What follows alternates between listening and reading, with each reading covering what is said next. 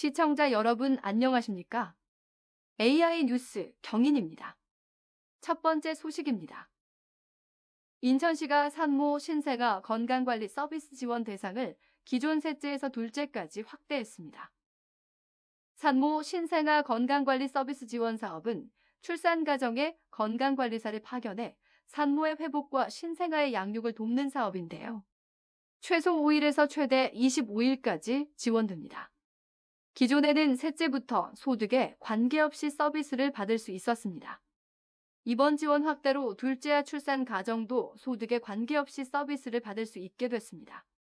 또 첫째 아이 출산 가정도 중위소득 150% 이하 등 요건을 충족하면 건강관리 서비스 지원 대상이 되는데요.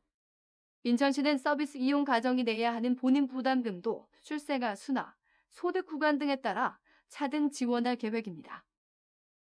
인천시가 설명절을 맞아 오는 14일부터 21일까지 전통어 시장에서 국내산 수산물을 구매할 경우 온누리 상품권을 지급하기로 했습니다.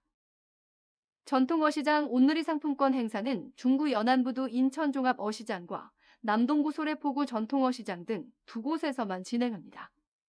행사 기간 중 이곳에서 국내산 수산물을 구입한 소비자들은 당일 구매 영수증을 환급창구에 제출하면 구매 금액에 따라 최대 2만 원의 온누리 상품권을 지급받을 수 있습니다. 1인당 2만 원 한도 내에서 기간 내 1회만 가능하며 일반 음식점과 온라인 상품권 할인 품목, 정부 비축 방출 품목 등은 제외됩니다. 부천시가 재난과 코로나19 등 13개 민생 분야를 대상으로 비상근무반을 편성해 설 연휴 기간 민원에 대응합니다. 이에 따라 재난안전과 코로나19 상황반을 운영하고 140개 의료기관과 진료체계를 구축하는 한편 지역별 휴일 지킴이 약국을 운영합니다. 또 안정적 수돗물 공급을 목표로 비상급수 대책 상황실을 열고 생활쓰레기는 시민 편의를 위해 설 당일과 다음 날을 제외하고 정상 수거할 방침입니다. 명절 성수품 등 가격 표시제 실태 점검과 전통시장 홍보 등을 담당하는 물가안정대책반은 설 이후인 오는 27일까지 이어집니다.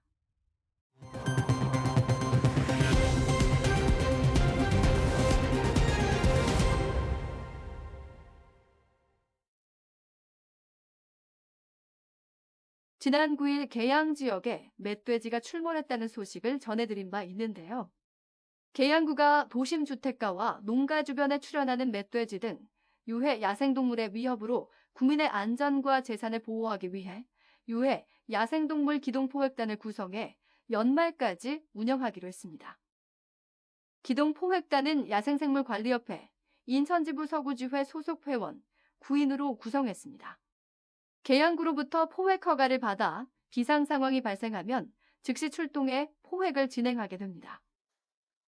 인천시가 인천지하철 1호선 검단 연장선과 서울 지하철 7호선 청라 국제도시연장선의 전동차 디자인을 확정했습니다. 시는 지난해 12월 시민 8,141명을 대상으로 인천 1호선과 서울 7호선 인천 구간 전동차에 대한 선호도 조사를 진행했습니다.